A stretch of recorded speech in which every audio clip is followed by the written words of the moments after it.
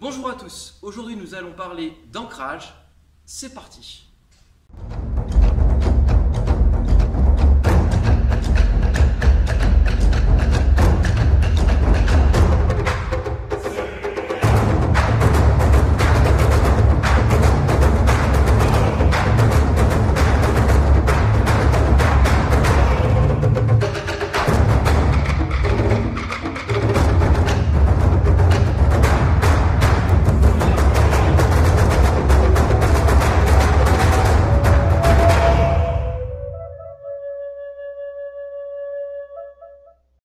Comme je disais en introduction, aujourd'hui on va parler d'ancrage et principalement comment faire en sorte que le corps, donc la structure, puisse s'enraciner, tel un arbre, avoir des racines profondes. Pour éviter d'être poussé, pour avoir une structure puissante sur des percussions. On va tout de suite voir cela en exemple avec un partenaire. A tout de suite. Donc tu vas te mettre s'il te plaît jambe gauche devant. Ok. Donc pour faire le parallèle avec ceux qui n'ont pas vu la vidéo précédente, pensez avant de faire ce travail de pousser, de bien travailler en rétroversion, d'accord? Bien travailler mid-main. Ça c'est très important. Sinon vous allez vous détruire le bas du dos, ce qui serait dommage, sachant que l'un des objectifs des arts martiaux c'est de construire le corps, de le rendre puissant. Donc surtout ne vous blessez pas. Donc on va commencer par un petit travail de poussée. L'objectif, c'est d'analyser le mouvement sous différentes coutures. Première possibilité, donc je me mets en Zenbutsu Dachi, et le partenaire va je vais chercher déjà à pousser le partenaire. On va commencer comme ça. Donc si je pousse le partenaire, d'accord, sur le hara, sur son ventre, d'accord, donc si tu peux lever les mains pour qu'on puisse voir le travail des mains, voilà, merci. Donc je vais pousser le partenaire. Regardez bien ce qui va se passer. Donc là, je suis en Zenbutsu Dachi, d'accord? Je vais pousser vers l'avant. Attention, j'essaie d'avoir l'axe vertical. Là, volontairement, je vais casser l'axe, d'accord? Casser l'axe et essayer de la pousser. Donc je la pousse. Voilà, j'essaie de pousser fort. Et progressivement, regardez ce qui se passe. Ma structure se détruit, d'accord? Toutes les articulations ne fonctionnent plus en synergie et j'ai une destruction, une paralysie de ma force, d'accord? Ma force s'échappe. Donc pour éviter ce phénomène-là, déjà on installe la verticalité, d'accord? Et ensuite on vient placer les mains. Donc si les mains sont bien placées, Mingmen derrière est activé, je vais faire en sorte de pouvoir, à partir de ma verticalité, m'ancrer dans le sol, donc venir chercher l'appui sur ma jambe arrière pour transmettre cet appui dans la main, d'accord? Et chercher à venir déplacer le partenaire. Ok. Vous voyez que déjà, j'arrive à la déplacer, ce qui n'était pas le cas précédent.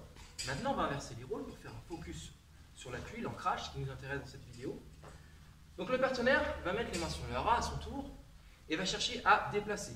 Vous, votre objectif, c'est de venir juste poser les mains vers l'avant sans pousser. Vous pouvez même avoir les mains comme ceci, c'est-à-dire qu'il ne repose pas sur son corps. Et le partenaire va pousser. Première forme, je ne connecte pas Mingmen. Vas-y, pousse. Le partenaire parvient aisément à me pousser. Maintenant, le partenaire va travailler qu'avec les épaules, d'accord? Mais je vais essayer de faire en sorte que Mingmen soit toujours déconnecté. Donc tu pousses avec le haut du corps, vas-y. Voilà, donc là on est dans un rapport de force, tous les deux, mutuel, d'accord? Elle me pousse, je la pousse, donc elle est yang, je suis yang, d'accord? On est tous les deux en confrontation.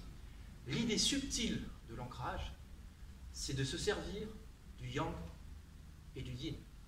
C'est-à-dire que si elle est puissante, je vais faire en sorte d'être yin, d'accepter la force.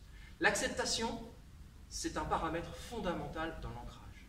Si je suis dans le conflit, que je veux démontrer que je suis plus fort, d'accord, je vais donc rentrer dans une lutte, un rapport de force. Pousse-moi. Et mutuellement, nous sommes dans un rapport de force. D'accord? Donc, grosso modo, ma force a tendance à monter et donc mon enracinement a tendance à se diluer, à se perdre. Donc, pour éviter ça, c'est là toute la subtilité et la beauté de la chose, c'est que si le partenaire me pousse au niveau du centre, donc du hara, je connecte Mingmen, j'installe mon axe vertical et je vais accepter sa force. Donc elle va m'envoyer une force proportionnelle, progressivement puissante. Ne commencez pas par une poussée vive. Ça c'est pour des stades un peu plus avancés. D'accord? Ça demande plus de promptitude. Faites en sorte de pousser progressivement au niveau de Tori.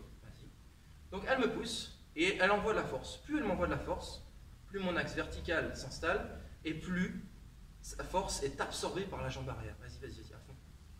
Fort, fort, fort, fort. Voilà. Ce qui me permet de venir, vous voyez, sa structure commence à se déformer, et la mienne est très stable. Et elle doit sentir la force reconduite dans la jambe arrière. C'est comme si elle poussait le sol. Vas-y, vas-y, fort, fort, fort. Voilà. Et je peux parler en même temps, vous voyez, il y a un relâchement du corps qui est possible. Parce que le principe est intégré et permet d'échapper la force dans la jambe arrière. Pousse-moi. Je ne connecte pas Mingmen, vas-y. Et je suis dans un rapport de force, cela ne marche pas. Je suis sur un travail d'acceptation de sa force, vas-y, donc de reconduction de force, vas-y. Voilà. Est-ce que vous pouvez même faire, vas-y, vas-y. Vous pouvez même lever une jambe, vas-y, vas-y. Vas-y, vas-y, pousse, pousse, pousse. Okay. À ce moment-là, le corps est solide, d'accord. Il ne se casse pas, il est présent, et l'adhérence avec le sol est maximale, optimale. Voilà pour le premier travail que je vous propose.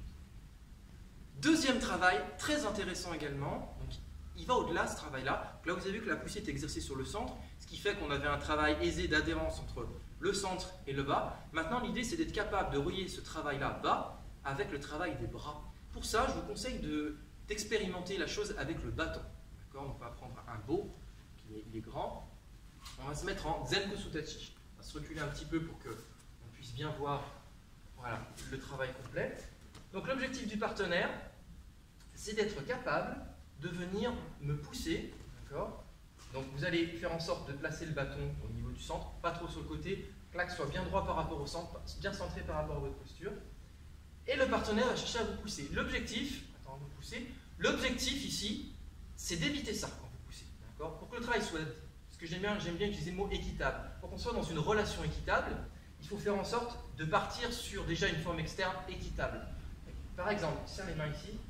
Voilà, si ses mains sont là et que moi je suis là, elle ne va pas pouvoir utiliser ses bras correctement pour pouvoir relier ce travail-là de bras avec les jambes. C'est impossible. On n'est pas dans une relation équitable. Donc ne trichons pas.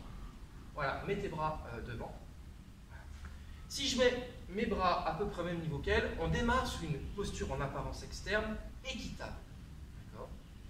Maintenant, le partenaire va pousser. Donc là, l'objectif du travail, ça va être de venir accepter sa poussée, mais le point d'entrée à sa poussée, ça va être les bras. Ça veut dire que la poussée va rentrer dans les bras, et cette poussée-là doit pouvoir venir se connecter avec le dos Mingmen et l'appui arrière de la jambe, à minima.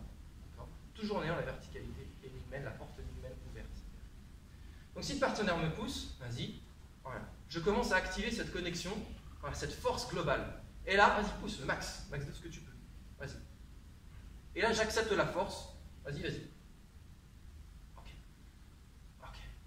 Voilà, j'accepte la force, ce qui fait que ce travail-là vous permet de ressentir comment connecter les bras directement avec le bas du corps.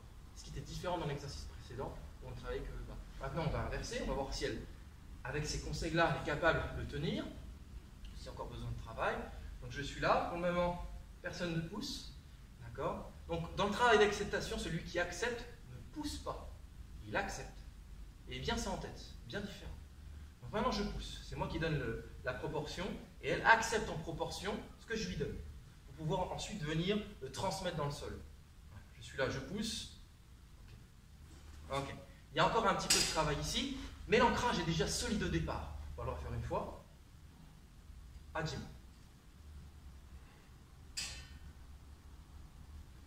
Ok. Vous voyez, donc à un moment donné, c'est pas grave, hein, c'est l'objectif de l'entraînement. À un moment donné, la structure se fragilise. Le point de rupture, c'est finalement votre quantité de force interne qui a atteint son maximum. C'est-à-dire qu'à un moment donné, la force n'est pas pleinement connectée et se détache. Donc voilà ce qu'on pouvait dire aujourd'hui sur le travail d'ancrage, donc travail fondamental dans les arts martiaux. Bien entendu, je ne l'ai pas précisé, mais si vous voyez les autres vidéos, je pense que vous avez l'information. L'idée dans ce travail-là, c'est d'être relâché. À aucun moment, je ne crispe le corps. D'accord ? À aucun moment, si je pousse le partenaire, mes épaules remontent. Je ne suis pas dans justement un rapport de force. Je suis dans un relâchement, un écoulement de force. Vas-y, pousse, à fond. Ok. Voilà. Je laisse échapper la force. Vas-y, vas-y, au maximum. Ok. Encore. Vas-y, vas-y. Bon, voilà. C'est ça. Donc, à un moment donné, si vous êtes dans justement le conflit, comme on l'a vu précédemment, il y a point de rupture. Donc cherchez à travailler de cette manière-là tout en étant relâché. Je rappelle, le relâchement, c'est la juste tension nécessaire qu'il vous faut pour faire votre travail, ni plus ni moins.